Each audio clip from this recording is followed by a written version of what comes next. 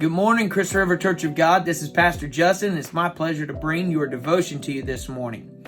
Now, I do want to remind you that this evening, this of course is Wednesday that you should be viewing this evening at the Crystal River campus from 6 o'clock to 7 o'clock, we will be having prayer in the sanctuary. Just remember that there will be an hour of prayer at either campus. And if you have not got that information yet, you can get that information on our church website. It'll tell you which campus we will be at each day from 6 o'clock to 7 o'clock. So let me give you this devotion today. So first off, I want to say that Danielle and I had the pleasure of going to a meeting called Pastors University for 4 months. It was 1 week each month for 4 months that we were able to attend this Pastors University. And it was with Larry Stockstill, a very prolific writer, author, and just a wonderful pastor. And he imparted some great wisdom into our lives.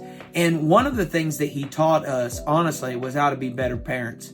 And I don't know if you're like me, but Danielle and I are always trying our best to figure out how to become better parents. Because there are times when it feels like it's just downright hard to be a parent. So I'm one of those people. I always want to learn. I always want to grow. I love knowledge. I love learning. And he just imparted some great wisdom that I want to share with you today. Number one, these are going to be some principles. I'm going to give you these principles how to harness the power of a good family. All right. Number one, kids don't raise themselves. You know, there's this trend today in parenting that is called benign neglect, okay? It chooses not to notice the needs of a child or take responsibility for them. Love them and leave them, if you will. That's what this is. Now, I'm going to encourage you. This is a challenging thing, and it's funny for me to encourage you to do this right now while you're no doubt watching this devotional on your phone, but I'm going to encourage you to get off of your phone. Get off of your phone more often, okay? Turn off the endless video entertainment while you surf the web or surf Facebook or whatever the case is. I don't know about you, but I found myself at times where I'll have the TV on and I'll be on my screen on my phone looking at something, whether it be Amazon, whether it be Facebook maybe, or other things. And so this is something that we have to become intentional about, trying not to be so distracted. See, the distraction of social media is raising a generation of unobserved, unloved, and untrained children. If you are endlessly trying to figure out where to place your children so you can be free for whatever, you are probably not going to like the outcome of your children. One of the things that Pastor Larry mentioned was spending 15 minutes of undivided attention with each child. I'm telling you that has been tremendous for myself. I have seen just some true fruit come out of those 15 minutes with each child of undivided attention. Next, kids will test your authority. How about that? I bet you didn't need me to tell you that. A child who never hears no will always probe for the limits of yes. No is a complete sentence. You can say no and just that. I can't tell you how many times I've had to say no, and that's all I need to tell you. Bribing candy and ice cream to buy compliance is postponing the inevitable. Someone is going to have to stand up to that little tyke and let him sense an authority outside of himself. That someone is you. Not his teacher, not his coach, or his nanny. God has given you the authority, and the most secure children are always those who know who is in charge. Number 3, kids crave attention. There is nothing more pitiful to me than watching a child say, "Watch this," to their children 100 times.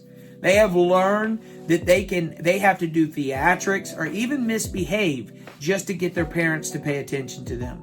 What has happened to outside ball playing or art projects on the kitchen table, or going to their ball games, to family night, tickle fest, to camping and fishing trips?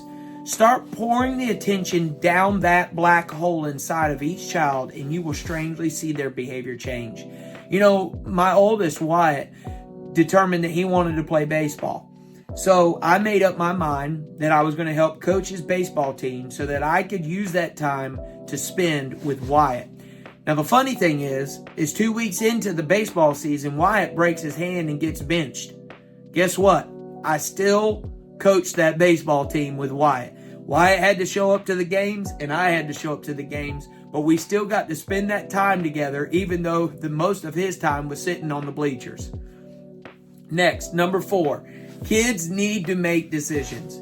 That is a key thing. Stop making every decision for them, often called hovering. A huge part of their success as an adult is the confidence that they can get by making a decision. I have learned this, and Pastor Larry's taught this, saying, I see you have made a right decision, or I see you have made a bad decision. And when you do that, you're teaching your children to make decisions for themselves. Insecurity is prolonged when they have to check in with you about every frog they pick up. Encourage them to not fear the unknown, but to assess danger themselves. Start turning them into intelligent adults their entire life. Next, and finally, kids need destiny. Tell your kids that they are going to be great leaders so that they grow up with a sense of destiny. Tell them what you believe they can become.